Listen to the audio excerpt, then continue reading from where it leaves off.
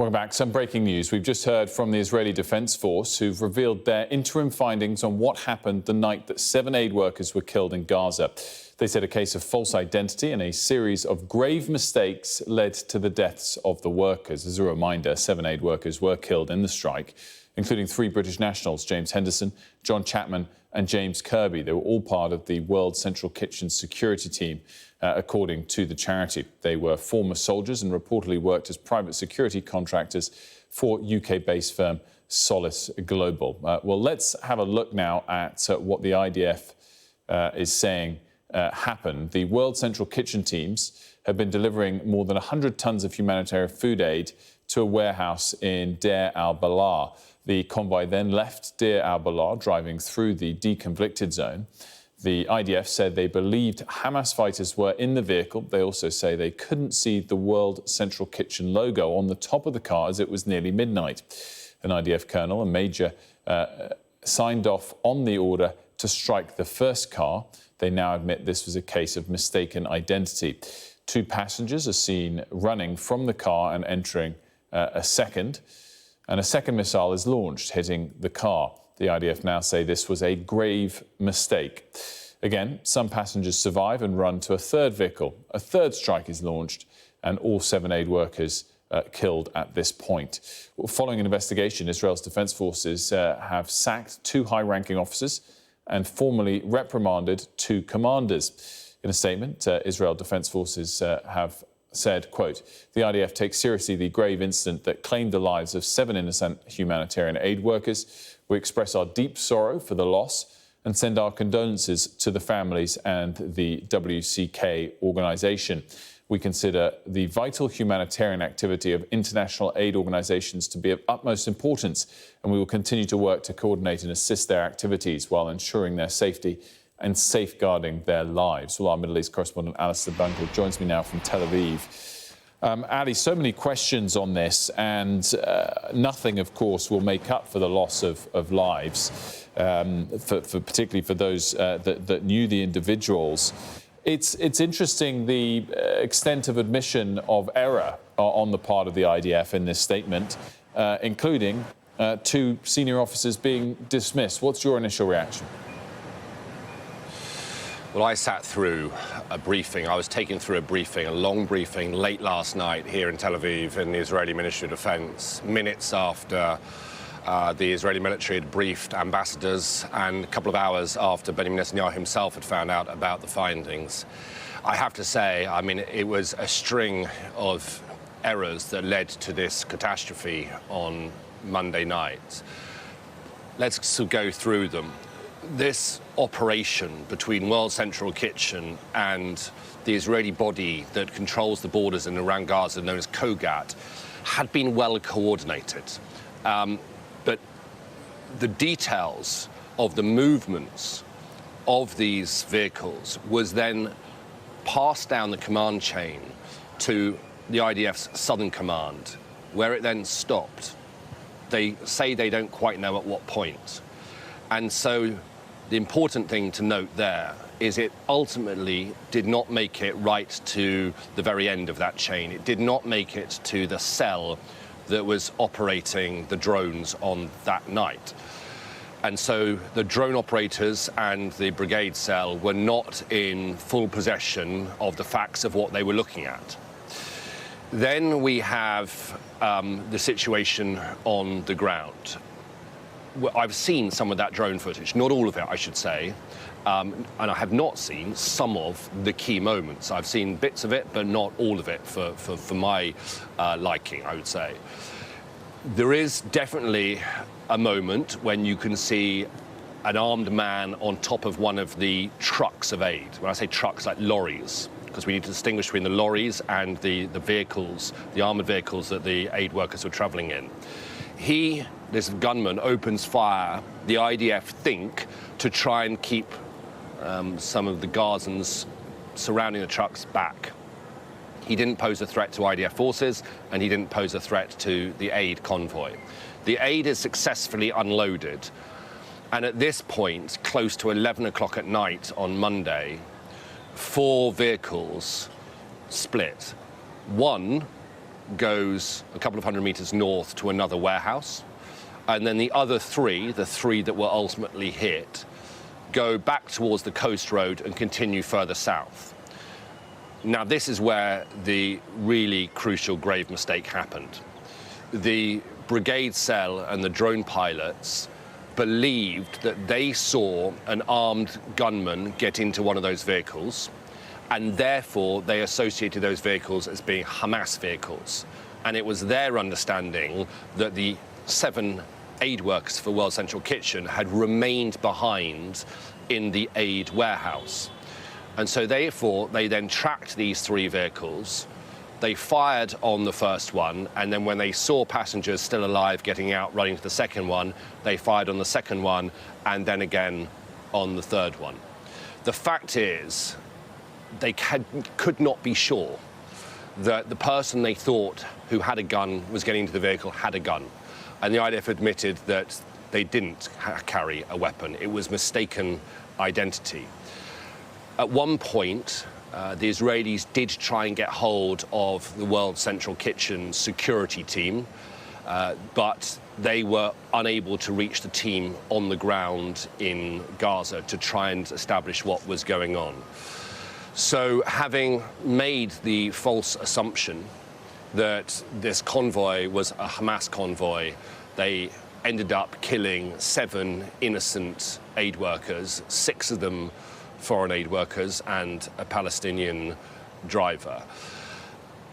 It has to be said that we only know this because of the investigation that has taken place, an investigation that has been carried out, I think it is fair to say, because of extreme international pressure.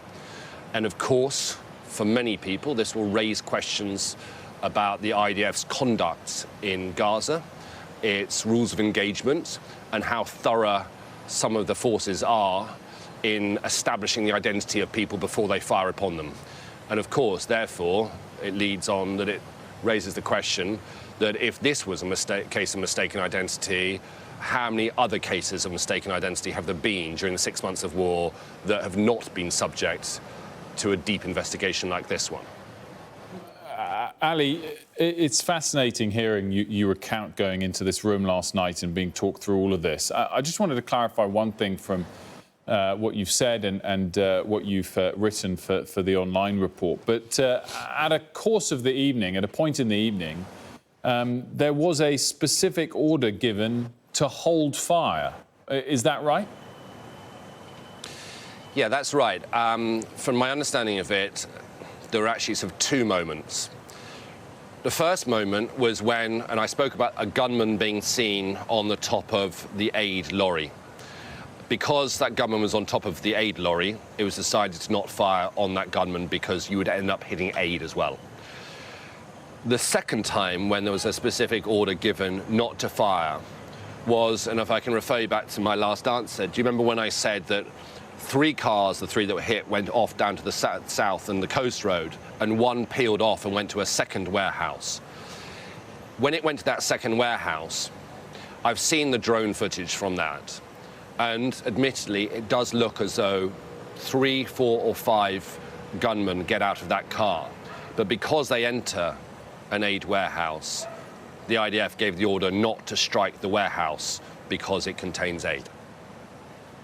And talk to me about the sort of rules, as it were, or the norms, perhaps is a better word to use, about whether any aid worker, whether you're security protecting aid workers or not, are meant to be carrying guns or not. Is it explicitly banned by the IDF for aid workers to have a gun, even if they're not using it in any provocative way, or not?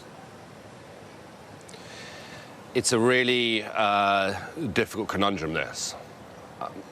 They would prefer, aid workers generally around the world, like journalists, not to travel around conflict zones with weapons, because as soon as you have a weapon or someone with you has a weapon, it changes the dynamic completely. Having said that, in Gaza, there is a great risk of convoys being attacked and looted by people who are either desperate people who, for very obvious reasons, just desperately need to try and get some of the aid, or by Hamas, who want to hijack the aid and take it for their own purposes. And so it is a dilemma as to whether or not you have an armed escort in order that it can simply have safe passage. The problem with an armed escort, if that's a route that you decide to go down, and an organisation decides to go down, is that the people in Gaza typically who have arms are either Hamas and therefore are a target for the IDF, or they are remnants of the police force in Gaza, who of course also have links because of the security structure to Hamas. And so, on the one hand, if you're an aid organisation considering what the best thing to do is, if you take armed escort, then it might help you progress through Gaza from A to B without being sort of swamped by people trying to get aid, or without Hamas trying to hijack you. But I think, you know, what we have seen now is that it will make you potentially a target to the IDF, because the IDF have drones, many drones in the air, watching what is going on in Gaza every single minute of the day. And so if they spot armed gunmen, then that becomes a target. And I would, you know, remind you, let's go back to what was in the minds of the drone pilots in the division cell when they took those shots. They thought they saw one armed person get into one of those three vehicles. Those vehicles drove away. They then thought that the humanitarian mission was over, and so therefore those three vehicles were fair game, a fair target. And because they had seen one armed person get into those three vehicles, they basically associated everybody else as being a part of Hamas. And that is why the second strike was taken and the third strike was taken. Which has been described as operational mistakes by the IDF, particularly the second and third strikes. Just finally, Ali, before we let you go, with that in mind, what you just mentioned in your last answer, that they have also said in this statement that just came out, the IDF saying, those who approved the strike were convinced that they were targeting armed Hamas operatives and not WCK employees. The meeting you were present at last night and the footage you were shown, does it tally entirely with that, as if to imply that statement that I just read out, that all three cars were filled with Hamas operatives? So, from the footage that we saw, which, as I said, was not everything, there were moments that we were shown gunmen, and okay, let's assume they were related to Hamas. They weren't other people with weapons. Let's assume they were Hamas, where you saw gunmen, one on top of an aid lorry, a second one then joins him, and then later on you see at another warehouse 3, 4 or 5 men possibly with guns. What we did not see, and we have asked to see it, was the moment when a person gets into one of the three key vehicles, the three World Central Kitchen vehicles, who was mistaken for having a weapon.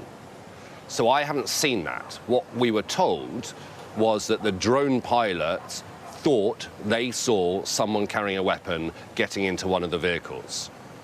I have not seen that footage from myself, so I can't stand here and say whether or not I think it was a reasonable assumption to make or an entirely unreasonable assumption to make. Of course, what we do know is that there was no armed person on that vehicle. There were 7 innocent aid workers who were then targeted.